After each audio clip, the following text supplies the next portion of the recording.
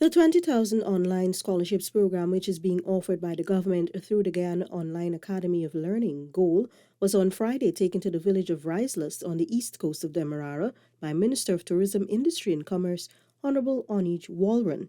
The minister told the residents gathered at the Riseless Primary School that Guyana is on a path to experience exponential growth. She says the scholarships program offers a once-in-a-lifetime opportunity for many Guyanese. It's a total and complete vision for Guyana that everything builds on each other. The manufacturing sector is set to explode.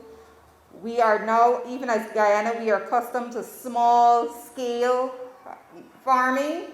Now investors are coming where they're looking at hundreds and hundreds of acres of planting corn and soya. And it is the kind of activity that we have seen in Guyana, and we have seen a lot of growth, it is just going to be 10 times more. She called on Guyanese to be innovative and find new ways to improve their skills as the industries evolve. We are no longer just rudimentary workers and farmers. We're to be innovative, we're to display intellectual dexterity as industries change, as innovation change, as needs change. Our education and these programs provide the tool which you can employ to adapt to the next thing.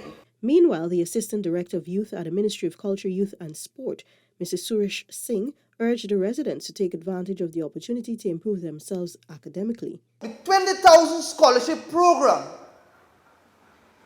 should be embraced, should be recognized for its greatness, not only in Guyana, but I'm challenging you now, many youngsters are here. Take your phone right now when you go home, Google it, and you see any Caribbean country ever had such an initiative.